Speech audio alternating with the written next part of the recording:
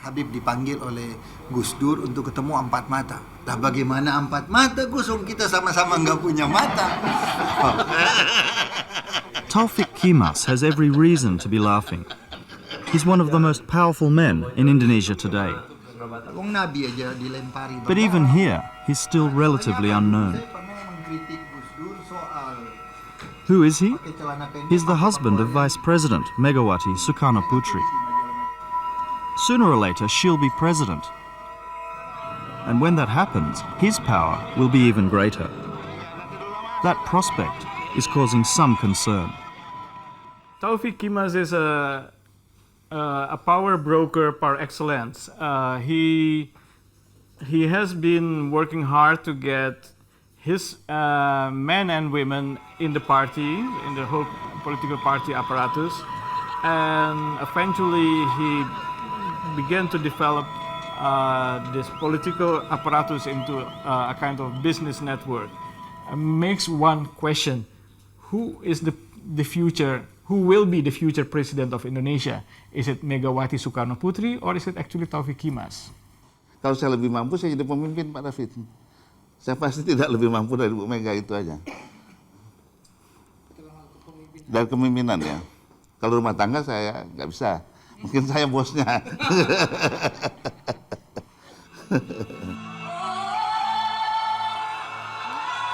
Megawati's Indonesian Democratic Party of Struggle, or PDIP, emerged as the strongest after Suharto's fall, and is now well on its way to government. Considering that Taufiq Kiemas has no official role in the PDIP, his influence over party affairs is extraordinary. Perhaps his financial assistance to functionaries within the headquarters enabled him to make the Executive Council do whatever he wishes to be done. Being a husband of a chairwoman, I think de facto I can say that he's strong. Kadang-kadang melihat Mas Taufiq itu ya seperti melihat Mbak Mega gitu loh, turut-turut aja patuh dan takut.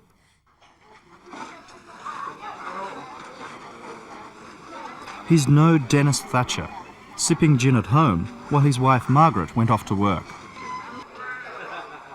Perhaps a more accurate comparison would be with the husband of the former Pakistani Prime Minister, Benazir Bhutto, whose business activities didn't stand up to scrutiny and who triggered her downfall. It's said that Megawati herself has referred to her husband as the Bhutto factor, and senior party members are well aware of the potential problem. I'm so confident he is smart enough to understand that once his wife become the president, he should behave to become a husband of a president. Otherwise, there is already a bad experience happened to Benazir Bhutto in Pakistan. Ini sepanjang hidup saya kena karakter assassination, Pak. Jadi kadang-kadang saya bingung juga. Pada satu saat saya dituduh komunis. Pada saat ini saya dituduh kapitalis cepat sekali. Jadi kadang-kadang saya bingung, Pak. Posisi saya ini komunis atau kapitalis sebetulnya. The lines are becoming increasingly blurred. Many former politicians from Suharto's New Order regime have been quietly crossing over to the next party of government, the PDIP, often with Taufiq's blessing. Former President Suharto's New Order, with its rampant corruption and nepotism, left Indonesia in ruins. The prospect of a new order being built up around the PDIP alarms party loyalists. Orang-orang PDI Perjuangan itu sekarang banyak yang lebih Orde Baru daripada orang Orde Baru. The PDIP's long-term supporters have had enough and are about to march to party headquarters to demand the newcomers' expulsion. Taufiq Kiemas heard about the plans and immediately called the organizer, Dr. Ning. Mas Taufiq pada prinsipnya sih setuju kalau Orde Baru dihabisin, ya. Cuman tadinya beliau katakan mesti Kalau bisa malah DPR RI supaya partai lain juga lihat.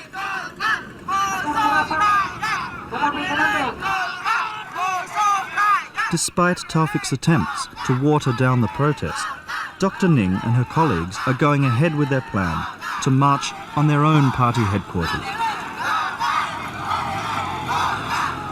Megawati's cavalcade escaped just in time. The officials under siege inside will have to wait for things to calm down.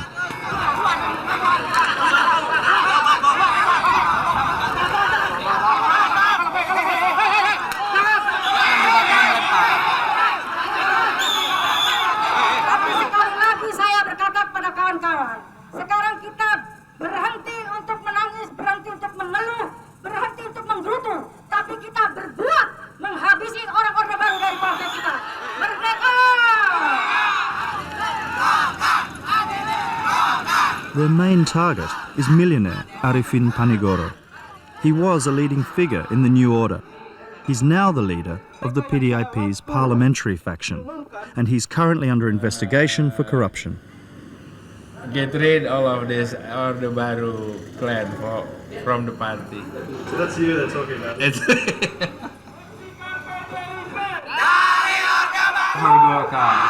Last week is more for myself. Arifin.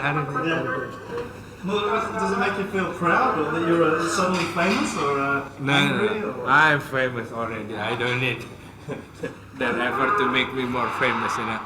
Thank you very much, yeah?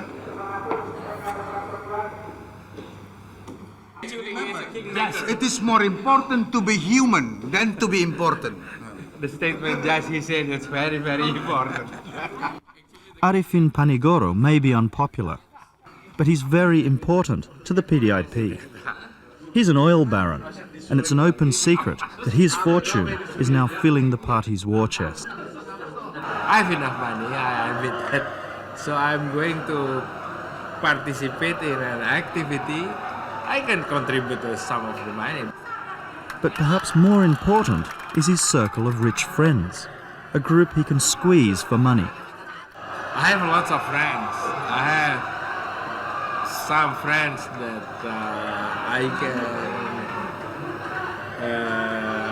what shall I say? Taufiq Kiemas is the PDIP's other main fundraiser.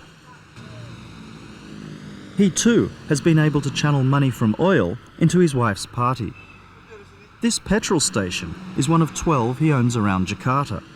It was once the PDIP's only source of funds. Mungkin keadaan kami bertambah baik dengan bantuan dari DPR dan MPR, dari bantuan dari anggota DPR, MPR dan DPRD, mungkin kami juga mendapat dana. Tapi untuk mencari dana itu saya serahkan kepada DPP PDI sendiri. Mokhtar Bukhari is one of the PDIP's elder statesmen and used to be very close to Megawati. Around her, even now, there are a number of groups competing for favor from her side. Number one is a group of her husband, Taufiq Kiemas. This is number one. And second, the group of the so-called newcomers. He finds the whole thing rather vulgar, the rapid moral decline of his party. But his calls for a clean-up led to his removal. I don't want to be part of this rotting process within the party. So what do you want? Yeah, I want to have a clean party. So they kick me out. Ask him about Taufiq and his scathing. The stories I heard about him is really unbelievable. For instance, he let a tailor from Rome come into Indonesia just to take his measurement. He went to South Africa to buy luxury cars. And how many cars does he have? 22, according to documents presented to state auditors. Megawati and Taufiq declared personal assets worth more than 10 million Australian dollars. George Adichandro has investigated graft and corruption in the inner circles of three presidents, Suharto, Habibie and Abdurrahman Wahid. Logically, his attention is now turning to Megawati and her inner circle. He says there are already indications that Taufiq's activities may involve violations of Indonesian law. If you involve your cronies from the same party in a business in order to build the war chest of that party, there are very big chances that you're violating two laws, law number 2 and law number 3 of 99. And the very fact that the 99 election was won with a lot of political donations which were much beyond the allowed limit, and also with a lot of money splashed around the country to win the votes, means that the 99 election did not clean up the corrupt practices of the previous regime. Although everyone has a story about Taufiq Kiemas, actual evidence of wrongdoing is difficult to find. But Mokhtar Bukhari says Taufiq is attempting to buy the support of fellow party members. The Italian tailor story indicates the way he operates. I heard it from a friend who was offered a suit from the same tailor. And he accepted it. And I also... Did Taufiq pay the bill? Yeah. He wanted to buy a housewife. And I said, no, I have my own house. It is not luxury house, but I'm happy in that house. And why offer to buy him a new house? Bukhari says it's to collect a group of people who owe him favors. Because the more people you have in the party, in the organization, the more power you have. You can manipulate the organization. Every party functional at every level, from the district up to the central level, they seem to be very enjoying very prosperous life. Newly prosperous. Yeah, the nouveau rich. Saya rasa saya tidak pernah membagi-bagi uang kalau tidak perlu. Selama saya masih ada, kalau orang minta bantuan tentang anak sekolah, tentang keluarga sakit, dan hal-hal yang sangat prinsipil buat saya, baru bantu. Saya tidak membagi-bagikan uang, tidak pernah berbuat begitu. There is one PDIP official who will never be bought. Although with her home collapsing around her, she could do with the money. Dr. Ning was a delegate at a party congress last year, where debate centred on whether or not Megawati should continue as the party's executive leader. Now she was vice president. Dr. Ning didn't think it appropriate, but Taufiq Kiemas disagreed. His view was that Mega should retain both positions. Nah, tapi saya tetap bertahan dengan 177 kawan. Dari 1.300 sekian lah, lupa saya. Jumlahnya itu, kita 177 menolak formatur tunggal. Taufiq knows Dr. Ning well, and as they were voting, he called her. Saya langsung dapat telepon dari Mas Taufiq melalui handphonenya Yosep, orang Jawa Barat. Mbak Ning, ada telepon dari Pak Taufiq. Waduh, saya juga udah pikir, ini pasti marah dia. Dia katakan, Ning, kenapa lo? Karena Mas Taufiq biasa sama saya lu gua gitu ya, biasa akrab. Lo nggak pilih formatur tunggal aja? Saya bilang, enggak, ini sikap saya Mas. Enggak deh, lu keluar aja deh, keluar ikut formatur tunggal aja. Enggak, ini sikap saya. Lu sayang nggak sih sama Mbak Mega? Dia bilang gitu. Loh, karena saya sayang Mbak Mega makanya saya pilih formatur skap. Saya menolak formatur tunggal gitu loh. Ya saya lawan aja karena saya nggak peduli itu suami Mbak Mega atau apa. Makanya dia katakan, lu dokter gila, memang gua laki Mega, lu lawan gini-gini. Saya rasa dalam PDI nggak ada faksi. Tapi kalau dinamika pasti ada.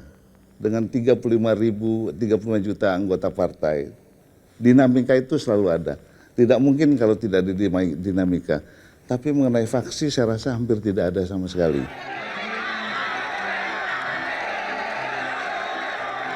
There was a time when such a split or dynamic wouldn't have been so important.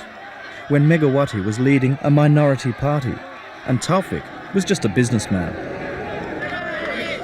But the events of mid-1996 changed all of that.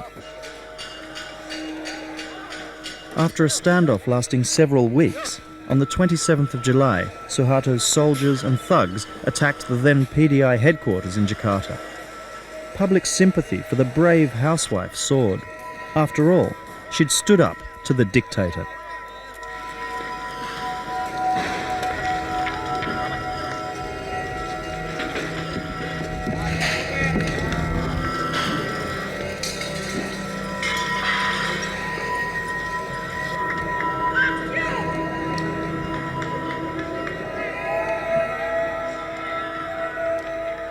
Before that, I mean, we're trying very hard to unite people who are against Suharto, but they are still, in the separate factions.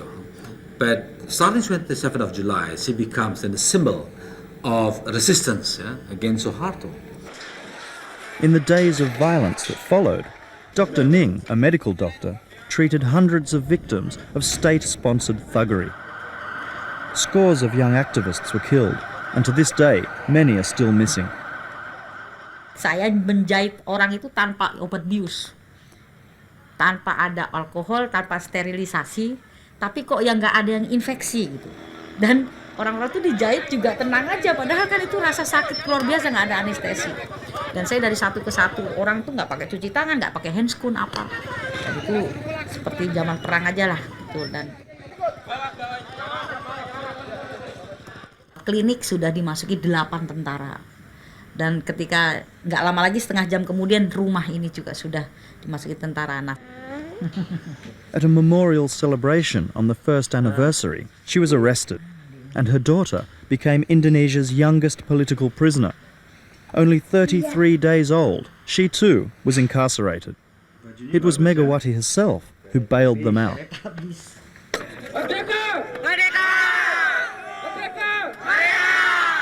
The symbolism of July 27th, 1996 became central to the party's identity.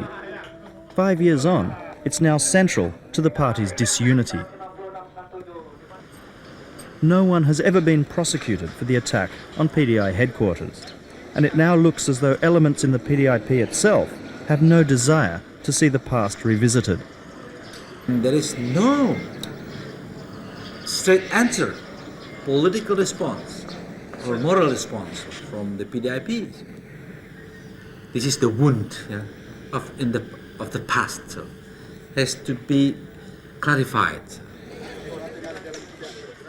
The generals that ordered that attack are now retired, and the field commander of the troops, former General Sutioso, is now Jakarta's governor and a close friend of the Kiemas family. Masa nggak boleh berkawan, Pak? Susah juga saya ini. Kalau berkawan terus susah, nggak berkawan terus susah. Harus merangkul semua pihak, Pak. Tidak satu pun orang tidak kita tinggalkan. Jadi itu maksud saya. Bahwa masa belakangnya dia tidak setuju saya, atau itu kita harus tinggalkan seperti tadi kita lihat ke depan. Bersama-sama membangun negeri ini. With such a turnaround by Megawati, suspicions now rage that a deal has been done, a promise of impunity in return for support and favours. After all, if you want to do business in Jakarta, Governor Sutioso is an essential contact. I think those theories really make sense. Why is it that first there was so much noise about Sutioso's role in the 27 July 96 attack on the PDI headquarters, but suddenly it died off? George Adichandra says Taufiq is lobbying hard to win big infrastructure projects around the country. If he's to win contracts in Jakarta, then he'll need the support of a man who was once his mortal enemy. The Jakarta Outer Ring Road project and the proposed Matahari Island gambling center are the two mega projects, or two big projects, which are you can call it the sweetheart deals to get Sutioso off the hook. People with a lousy human rights track can remain in power, like in the Suharto period, by brokering deals with politicians.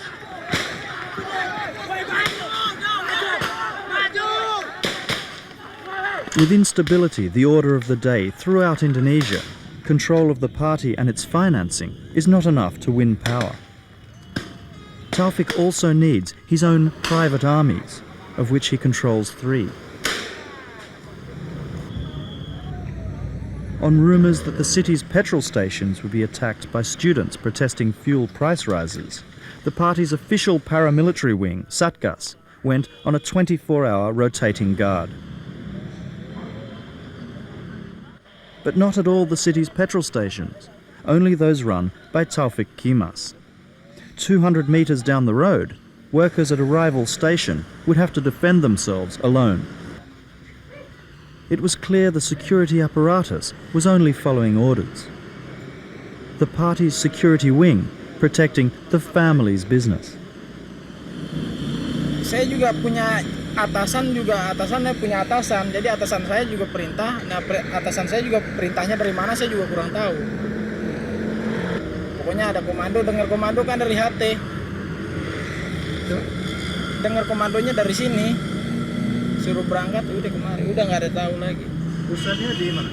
Dulu kita jaga sendiri nggak jadi problem. Sekarang orang mau jaga jadi problem, jadi susah saya. Dulu kalau nggak dijaga tuh susah pompa bensin, Pak. Tentara nggak ada yang jaga, polisi nggak ada yang jaga waktu itu. Sekarang sebentar, cuma di situ aja, di tempat lain kita udah suruh keluar. Jangan ada Satgas PDI. Notorious militiaman Eurico Guterres is head of the Jakarta branch of the party's second paramilitary force, the BMI. And the founder of this proud group is none other than Taufiq's younger brother, Nazaruddin Kiemas. Nazaruddin can't see any problem at all with Eurico's involvement. Kok pakai alasan orang masuk organisasi, kok pakai alasan? Nggak ada alasan, dia kan warga negara Indonesia, bukan warga negara tim-tim dia kan. Ya, tapi ya kalau misalnya di negara saya, orang tidak lihat dia sebagai nasionalis, lihat dia sebagai penjahat perang. Nggak ada demokrasi negara kalian. Di situ yang saya sesalkan. Dihubung-hubungkan antara Eriko penjahat perang dengan Eriko sebagai anggota BMI. Di mana demokrasi Australia terhadap bangsa ini? Itu yang saya tentang. Kalau Eriko sekarang dia mau masuk Islam, apa nggak boleh karena dia penjahat perang? Ini kan nggak fair dong. Syaratnya cuma satu, saya bilang. Jika Anda siap mati untuk membela Mega, Anda boleh berangkat. Dan Anda tidak boleh menuntut apapun kalau terjadi sesuatu. Dan kita tanda tangan bersama.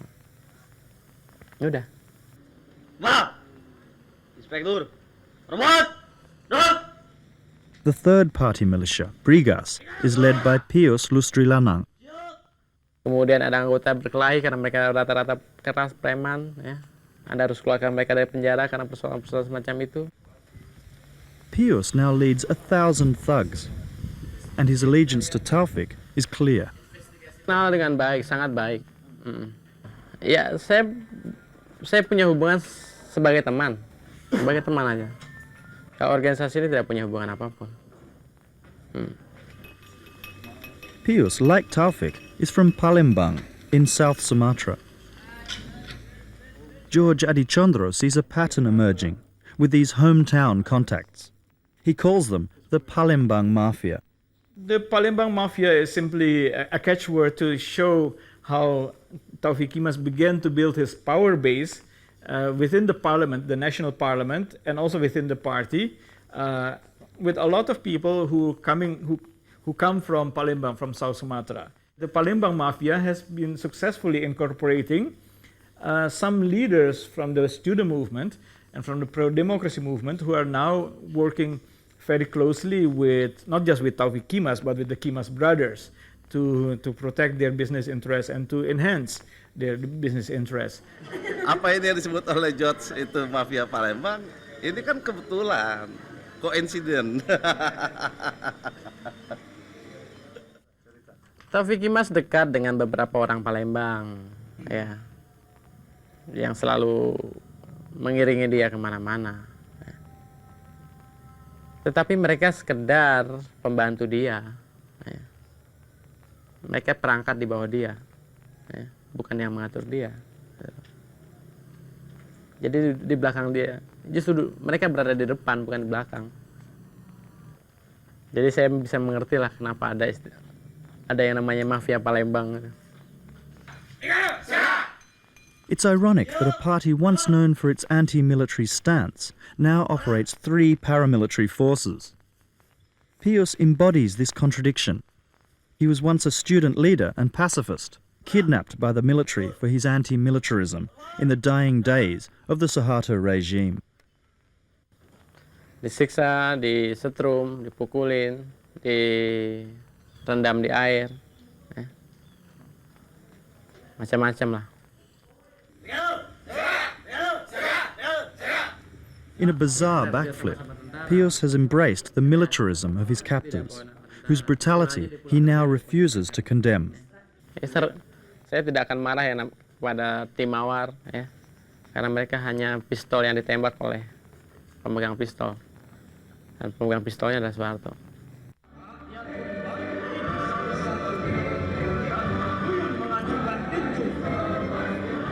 Now, no one wishes to be publicly associated with Suharto. It's his charismatic predecessor, Sukarno, Indonesia's first president, whose memory is enjoying a massive comeback.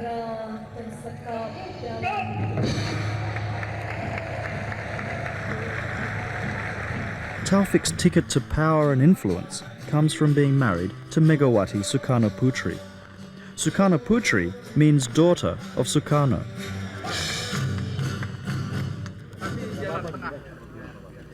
This is Rahmawati Sukarnoputri, Sukarno's second daughter. She too is treated like a feudal queen wherever she goes. These devotees see in her the embodiment of their beloved former leader. To them, it doesn't really matter which daughter it is.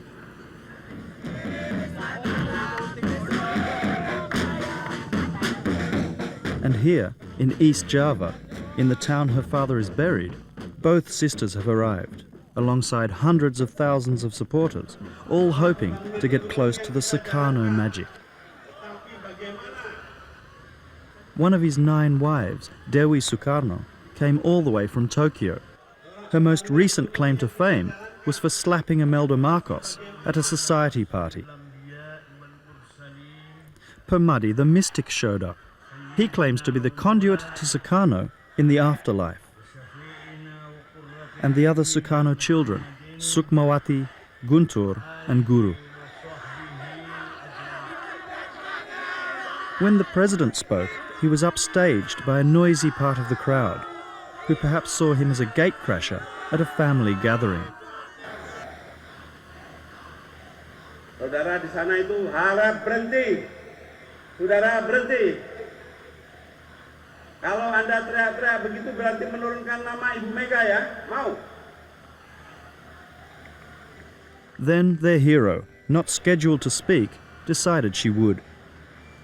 Seluruh hidupnya telah diberikan kepada kejayaan, kebesaran dari bangsa Indonesia yang kita cintai ini.